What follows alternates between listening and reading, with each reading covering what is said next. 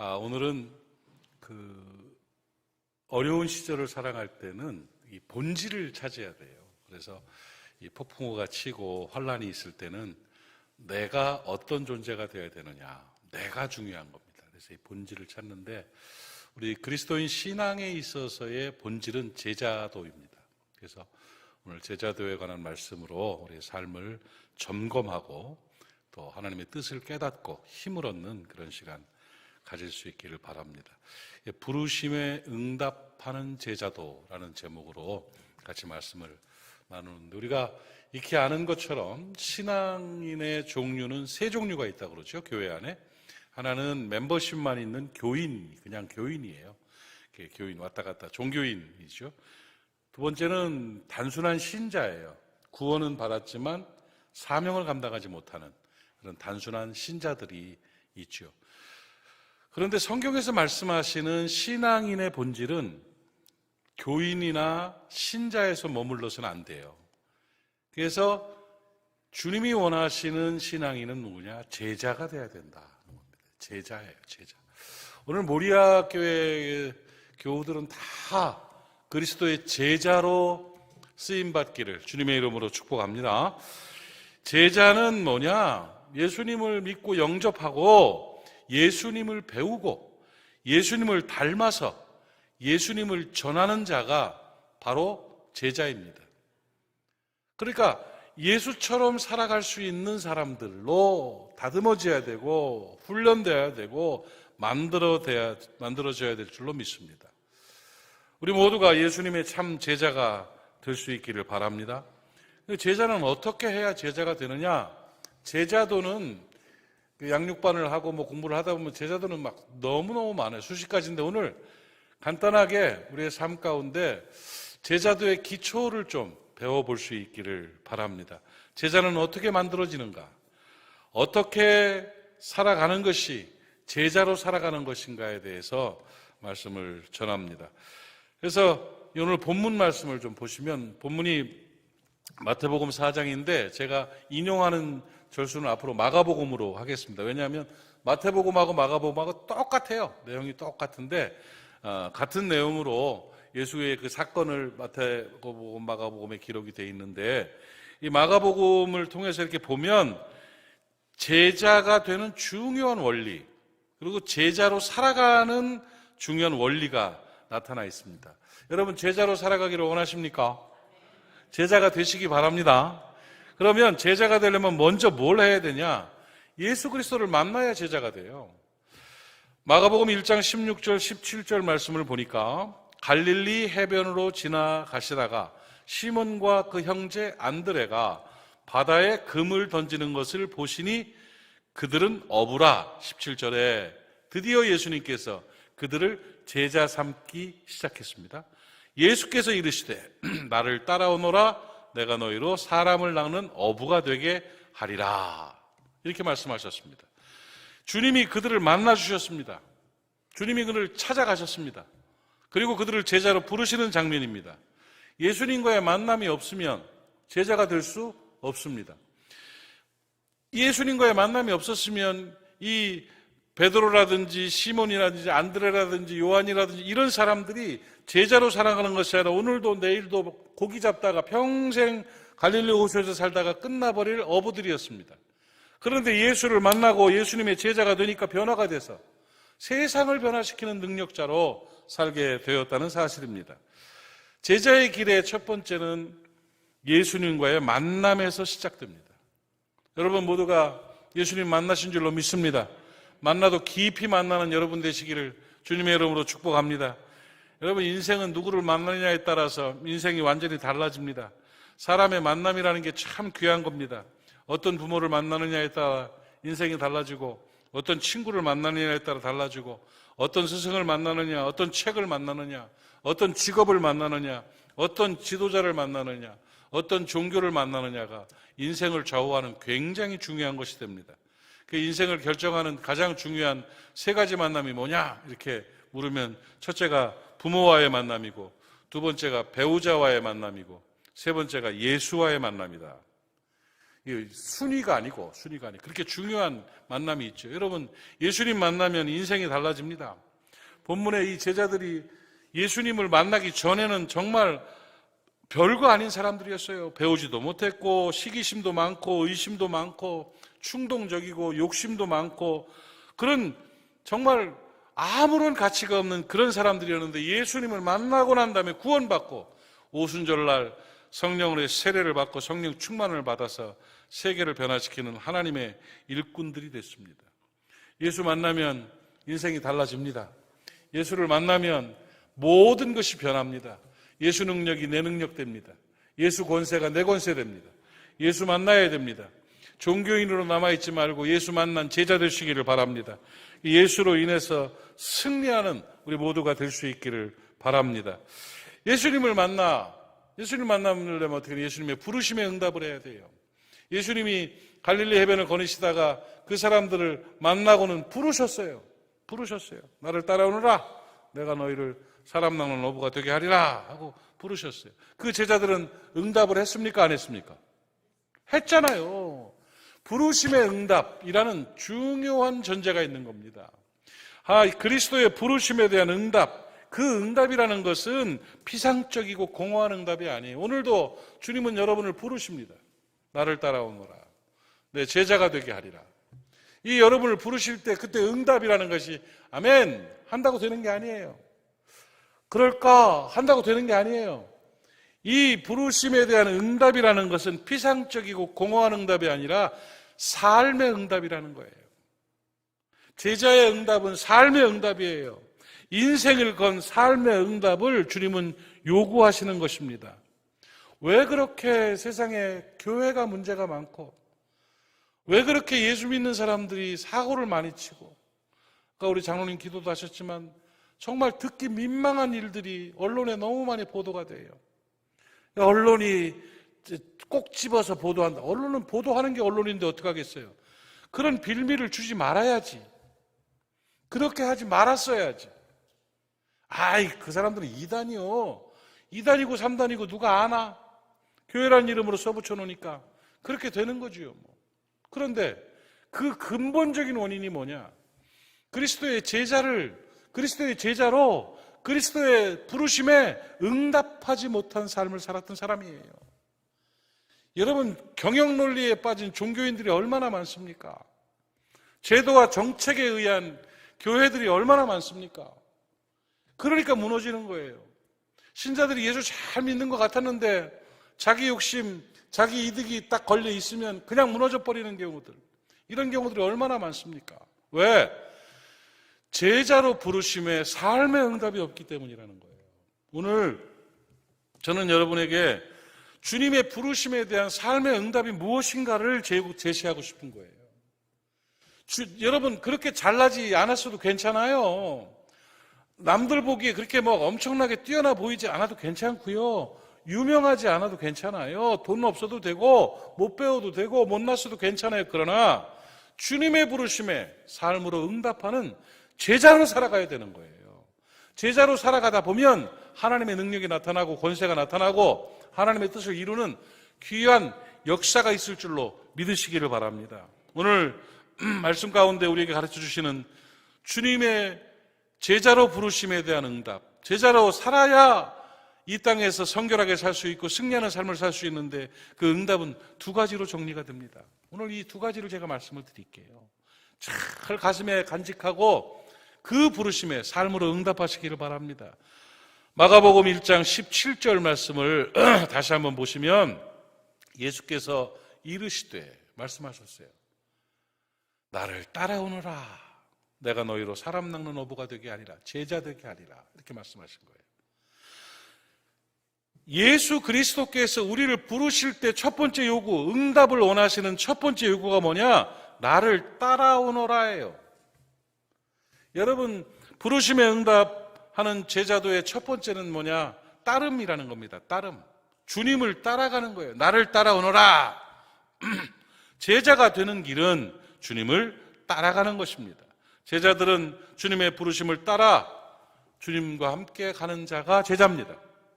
이 제자의 삶이라는 것은 따라가는 거예요. 따름. 주님을 따라간다, 나를 따라오너라, 이건 두 가지 의미로 해석이 됩니다. 따라오라는 말은 그 길을 쫓아간다는 말이에요.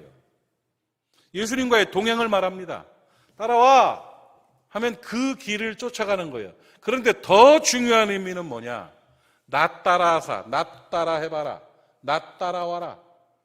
그분처럼 살아가는 걸 말하는 거예요. 따름이라는 것은 삶의 발걸음뿐만 아니라 인생 속에서, 인격 속에서 주님을 닮아가는, 그분을 배워가는, 그분처럼 살아가는 것을 말하는 것입니다. 주님과 함께하며 말씀을 배우고 주님의 삶을 따라가는, 예수님처럼 살아가는 게 주님을 따르는 것이고, 이것이 바로 제자로 부르심의 응답이라는 것입니다. 예수님을 따라가는 삶은 주님과 동행이고 주님을 닮아가는 삶이다. 그러니까 주님처럼이에요. 우리 2021년도 주제가 한 걸음 한 걸음 주 예수와 함께. 한 걸음 한 걸음 주 예수와 함께라는 것은 주님처럼 산다는 고백입니다. 주님처럼 살아가는 거예요. 그러면 주님을 닮아가는, 주님처럼 산다는 건 어떻게 살아야 주님처럼 사는 겁니까? 두 가지를 제시해요. 하나는 주님의 성품을 닮아가는 겁니다. 주님처럼이라는 것은 주님의 성품이에요. 주님의 성품은 주님께서 가르쳐 주셨는데 온유와 겸손입니다. 따뜻함과 부드러움과 겸손함으로 사람을 대하고 살아가는 거예요. 이것은 뭘로 표현되냐면 주님의 성품의 본질, 온유와 겸손이라는 주님의 성품의 본질을 한마디로 말하면 사랑입니다. 사랑. 예수님은 사랑이세요. 예수 제자는 사랑이 있어야 돼요. 사랑으로 사는 것이 예수 그리스도의 제자의 삶인 것입니다. 십자가를 지고 죽으시기까지 나를 사랑하신 주님의 사랑이 오늘 제자들 속에서 작동되기를 주의 이름으로 축복합니다. 내 욕심만 채우고 내 뜻을 위해서 내 성질대로 이용하며 살아가는 것은 제자가 아니에요. 사랑이 있어야 제자입니다. 그래서 요한복음 13장 34절 35절에 분명하게 말씀하시기를 새 계명을 너희에게 주노니 서로 사랑하라. 내가 너희를 사랑한 것 같이 너희도 서로 사랑하라. 너희가 서로 사랑하면 이로써 모든 사람이 너희가 내 제자인 줄 알리라. 이거예요. 예수 잘 믿는 건 예수님처럼 사랑하며 사는 게 예수 잘 믿는 거예요. 성경 몇 구절 외웠느냐, 성경을 몇 번 읽었느냐, 헌금을 얼마나 하느냐, 봉사를 어떻게 하느냐보다 중요한 일은 예수님처럼 사랑 품고 살아가는 것이고 사랑 행하며 살아가는 것이에요. 그래서 사람을 이렇게 보면 뭔가 이렇게 느낌이 있지 않습니까, 여러분? 느낌이 있어요. 그 뭐 영역이 있고 막 그 영적인 눈이 열려서가 아니라 쓱 보면 이상하게 무속인들은 보면 눈빛부터 좀 무속인 같은 느낌이 들고 말이야. 그죠? 보살들은 보면 보살 같은 느낌이 들어요. 그 몸빼바지 안 입었어도. 그 예수 잘 믿는 사람을 보면 아, 장로님 같다. 이 생각 들어요. 눈빛부터 사랑이 있어요. 표정부터 예수 잘 믿는 분을 보면 사랑이 이렇게 스르르 향기롭게 흘러넘쳐요. 날카롭고 악세고 막 아직 어린아이 신앙이에요. 권사님들 이렇게 보면 정 많은 이 사랑의 마음, 사랑으로 사는 사람들이 있어요. 그게 예수님 닮은 거예요. 너무 신학적으로 가려고 하지 마세요. 네. 성품에 사랑이 있고 온유가 있고 겸손함이 있으면 성숙한 신앙인이에요. 나를 따라오너라, 나처럼 살아라, 내 마음 품고 살아라예요. 예수님 믿는 사람이 날카로우면 안 돼요. 포악하면 안 돼요. 예수님 믿는 사람이 싸늘하면 안 돼요. 예수님 믿는 사람은 변화돼요. 그리스도의 장성한 분량에 이르기까지 달라져야 돼요. 뭘로? 따뜻한 사랑으로, 풋풋한 사랑으로. 그렇게 살아야 부르심에 응답하는 제자의 삶을 사는 것입니다. 나를 따라오너라 하시는 말씀은 나처럼 사랑으로 살아가라 하는 말씀이에요. 그게 바로 부르심의 응답이고, 또 하나의 부르심의 응답의 따름이라는 의미는 주님의 목적을 닮아가야 된다는 거예요.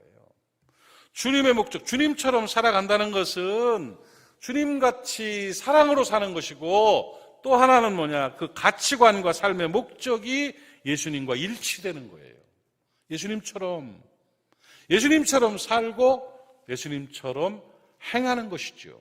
예수님의 삶의 목적이 뭐였습니까? 예수의 목적이 내 목적 되는 것이 예수 제자입니다.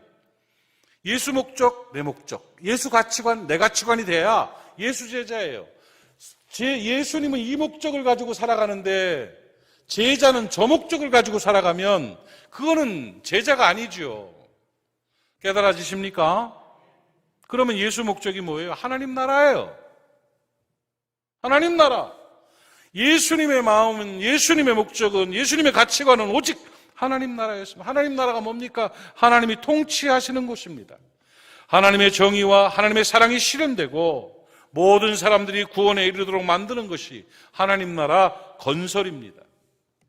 제자는 하나님 나라 건설 노동자예요. 이 땅을 살아가는 목적이 뭐예요? 하나님 나라 만들기 위해서예요. 하나님 나라를 만들기 위해서 우리가 예수 사명 가지고 이 땅을 살아가는 거 아니겠습니까? 늘 그걸 점검해야 돼요. 내 인생은 연명하는 인생인가, 사명 따라가는 인생인가? 코로나19로 어렵고 눌리고 힘들고 막 이래도 뭐라도 하나님 앞에서 좀 하나님 나라를 건설하기 위해서 해보려고 노력하는 그 모습들이 우리 안에 나타날 수 있기를 바랍니다. 하나님 나라라는 그리스도의 가치관, 하나님 나라라는 그리스도의 목적이 동일하게 우리 안에서 실현되기를 주님의 이름으로 축복합니다. 우리의 인생과 우리의 가정과 교회와 직장과 캠퍼스와 나라와 열방 가운데 하나님이 높음을 받으시고 하나님이 뜻이 이루어지도록 하나님 나라를 건설하는 하나님 나라 건설 노동자, 하나님 나라 건설의 경영인이 아니라 하나님 나라 건설의 유명인이 아니라 그냥 하나님 나라 건설 노동자로 바닥부터 삽질하면서 하나님 나라 건설하겠습니다. 이렇게 살아낼 때 잘했다고 칭찬받는 그리스도의 제자가 되는 것입니다. 정리하면 예수 만나서 예수의 부르심에 응답하는 것이 제자인데, 부르심의 응답의 첫 번째는 따름이에요. 예수를 따라가는 거. 예수를 따라간다는 건 뭐냐? 예수님의 성품을 닮아가는 것이고 예수님의 목적을 닮아가는 것이다. 예수님의 성품은 사랑이고 예수님의 목적은 하나님 나라다. 이것이 일치가 되면 그때부터 제자예요. 우리 모리아 사람들은 다 어설픈 종교인이 아니라 예수 제자 되시기를 축복합니다. 어렵지 않잖아요. 오히려 막 부풀려가지고 막 뭘 하려고 하는 것보다 훨씬 간결하고 할만하잖아요. 미워하지 않고 사랑으로 살겠습니다. 하나님의 정의와 사랑이 실현되고 구원받을 수 있도록 복음을 전하는 그런 하나님 나라 건설 노동자로 살겠습니다. 됐잖아요. 아마 우리 모리아 사람들을 대부분 그렇게 살아가고 있을 줄로 믿습니다. 제자로 이렇게 승리합시다. 또 하나, 그리스도 제자로 부르심의 응답 두 번째는 뭐냐? 부르심에 대한 응답은 첫째는 따름이에요. 두 번째는 뭐냐? 마가복음 1장 8절 말씀을 한번 읽어봅시다. 1장 8절 시작. 곧 그물을 버려두고 따르니라. 그물을 버려두고 따르니라. 1장 20절 말씀을 한번 또 보시겠습니다. 곧 부르시니 그 아버지 세베드를 품꾼들과 함께 배에 버려두고 예수를 따라가니라. 버려두었다는 건 내비두고란 뜻이에요. 배에다 확 던져버렸다는 얘기가 아니라, 여러분, 그리스도 제자로 부르심의 두 번째 응답은 버림입니다. 첫 번째 응답이 따름이라면 중요한 또 하나의 응답은 버림이에요. 버림이에요. 두 번째 단계는 버리는 거예요. 그물을 안 버리고 붙잡고 그물 어깨다 걸머 매고 하나님 나라 건설하러 갈 수가 없지요. 주님을 따라갈 수가 없지요. 버림, 버려야 얻게 되는 것입니다. 버려야 제자입니다. 변화는 버림을 통해서 나타나게 되는 것입니다. 버림을 통해서 성숙하게 됩니다. 새 술은 새 부대에 담아야 됩니다. 또 헌옷을 벗어야 새 옷을 입게 되는 것이지요. 매미도 허물을 벗어야 하늘을 날 수가 있습니다. 뱀도 바닷개도 허물을 벗어야 자라요. 허물을 벗지 않으면 변화할 수가 없고, 허물을 벗지 않으면 성숙해질 수가 없고, 허물을 벗지 않으면 날아갈 수가 없어요. 허물을 벗는 것이 뭐냐? 버림이에요. 주님의 제자는 버리는 삶이에요. 버림이라는 게 뭡니까? 내 것 포기하는 거예요. 버림이라는 걸 다른 표현을 쓰면 뭐냐? 자기를 부인하는 게 바로 버리는 거예요. 자기 것을 버리는 겁니다. 내 욕망과 내 경험과 내 가치관, 세속의 습관, 삶의 잘못된 모습들까지도 부인하고 내 것을 버리고 성결한 그리스도의 제자로 서는 것이 제자도에 대한 응답인 것입니다. 마태복음 1장 16절부터 24절, 마태복음 16장 24절 말씀을 잠깐 보시면, 이거는 좀 마스크 써서 답답하지만 같이 한번 읽읍시다. 시작. 이에 예수께서 제자들에게 이르시되 누구든지 나를 따라오려거든 자기를 부인하고 자기 십자가를 지고 나를 따를 것이다. 버림이에요. 자기를 부인하는 것, 버리는 것입니다. 버려야 버림으로 제자로 살아갈 수가 있습니다. 너무 움켜쥐고 살아요. 너무 긁어 모으며 살아요. 너무 묶어놓고 살아요.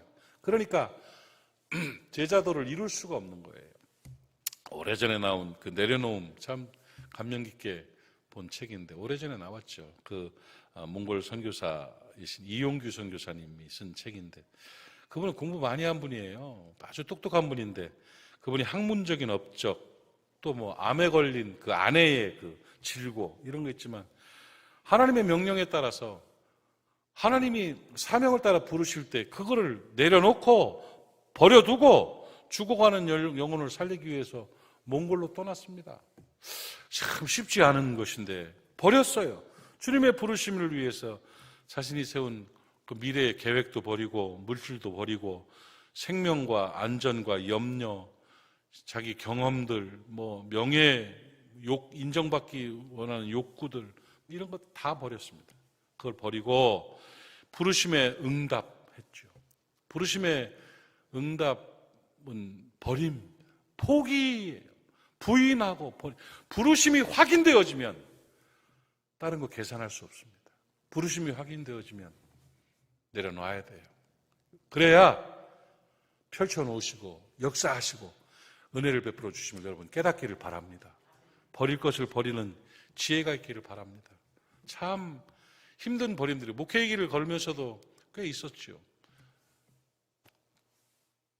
고아원에서 사역하고 있다가 그 아이들과 그걸 버려두고 교회를 개척하라는 명령을 받고 기도원에 가서 금식하며 기도하면서 안 가기 위해서 기도한 거죠. 그렇게 안 하기 위해. 그런데 버려라.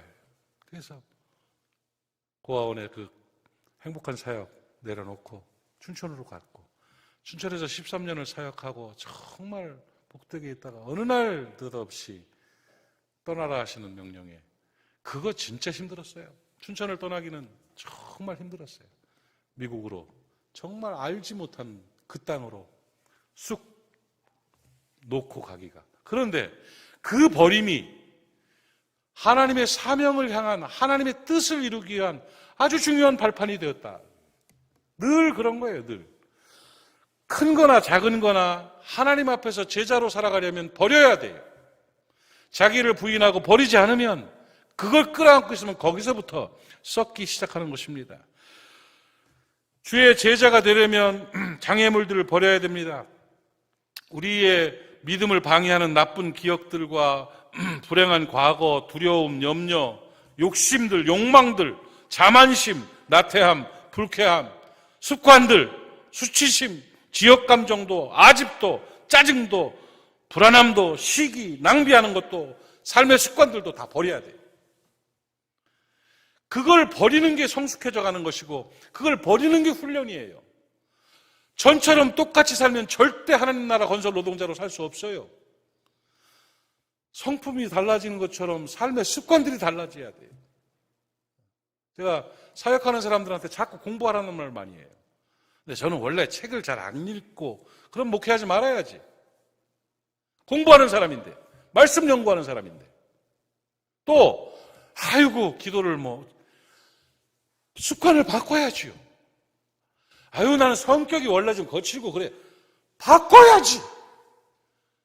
그거 못 버리고 어떻게 해요? 버려야지요. 주님의 요구는 따라와라. 따라오려면 배와 그물을 버려두고 해요. 버려두고. 자기를 부인하고. 그렇게 가면 승리하게 되는 것입니다. 저는 요즘 세상 돌아가는 꼴을 보면서 참 그 가수 나훈아 씨가 부른 노래 있지요. 테스 형 세상이 왜 이래 소크라테스 형 하는 노래가 있는데 정말 세상이 왜 이런지 모르겠어요. 아니 세상이니까 그렇다고 하지. 교회가 왜 이래? 신앙이 왜 이래 도대체? 이러면 안 되잖아요. 믿는 사람이 왜 그래?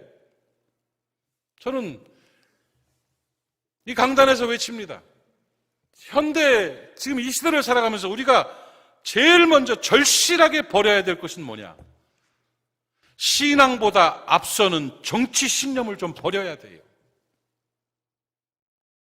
어째 신앙보다 복음보다 정치 신념이 더 앞서서 그렇게 복음의 문을 막고 고통과 자기 욕망을 채우기 위해서 그 고통스러운 투쟁들을 하고 있는지. 여러분, 정치 신념이 있어야 되겠죠. 그러나 이것이 신앙보다 앞서면 안 됩니다.